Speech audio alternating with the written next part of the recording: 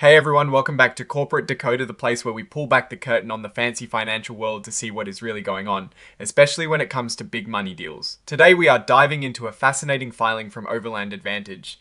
They've just made a significant move with their credit agreements and we're going to break down what that means for the company and its investors. Stick around, because this could signal a big shift in their financial strategy. And before we get started, if you love getting clear, no-nonsense explanations of these complex corporate filings, make sure you hit that subscribe button. We also have a fantastic community over on Discord. Link is in the description below where we chat about all things finance. So what happened here is that Overland Advantage, let's just call them the company for simplicity, they have amended a major borrowing agreement.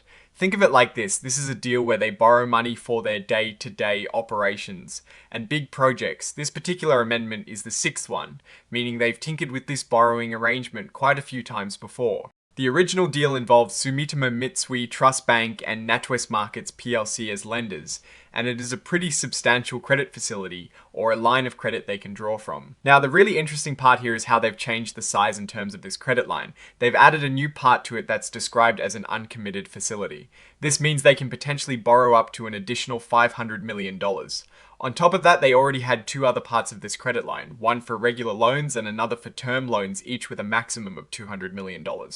So, this brings the total potential borrowing capacity of this facility up to a massive $900 million. That is a really significant amount of money, and it shows the company is gearing up for substantial activities, or is looking for more flexibility to manage its finances. But it is not just about getting access to more money. The company also managed to get better terms on the interest they'll pay for their revolving loans, which are basically loans they can borrow and repay as needed, tied to something called term SOFR. The interest rate has dropped from 2.25% to 1.75%.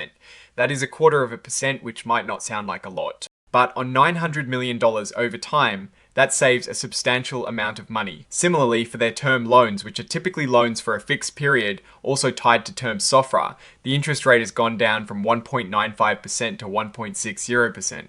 Again, a noticeable reduction that directly impacts their borrowing costs. And for the revolving loans that are based on an alternate base rate, which is another way to calculate interest, the rate has also decreased from 1.25% to 0.75%. This is a 0.5% reduction, which is quite significant. Essentially, the company has negotiated lower borrowing costs across the board, which is a strong indicator that they are in a good financial position, or that the lenders see them as a low risk for this new, larger credit line. On top of all this, they've also pushed back the expiration date of this entire credit facility. It was set to expire in July of 2026, but now it's extended all the way to April of 2027. This gives them more breathing room and stability for their longer-term financial planning. It means they don't have to worry about refinancing this large sum of money for a while longer, providing a predictable financial backdrop for their future operations and growth. Now, usually these amendment documents are quite lengthy and filled with legal jargon. They filed the actual Sixth Amendment as an exhibit, and while we're not going to read the whole thing word for word, that is where all the nitty-gritty details are kept. This filing confirms that the agreement has been officially amended and that these new terms are now in effect. And finally, signing off on this report, we have Kimberly Atajanian, who holds the important titles of Chief Financial Officer and Treasurer for Overland Advantage. Her signature indicates that the company officially recognizes and approves these changes. So, what does this all mean for Overland Advantage? On the surface, is a very positive development. They've secured access to significantly more capital and at a lower cost with an extended time frame.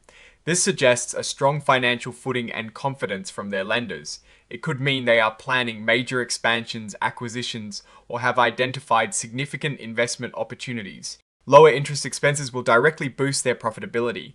The extended maturity date provides crucial financial stability as they navigate their business strategy. However, it's always important to consider that having access to a lot of debt also comes with risks. If the company's future investments don't pan out as expected, they could find themselves with a substantial debt burden. For investors, this could signal either aggressive growth plans or a proactive move to shore up their financial flexibility. We'll need to watch how they utilize this increased borrowing capacity to see if it translates into actual business success and increased shareholder value. This move signals ambition, but ambition always comes with a healthy dose of risk too.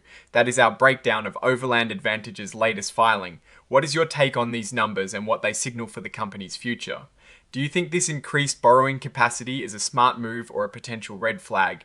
Drop your thoughts in the comments below if this analysis was valuable. Hitting that like button really helps us out, and subscribe for more of these corporate deep dives. And don't forget to join our growing community over on Discord. The link is in the description. Thanks for watching. See you in the next one.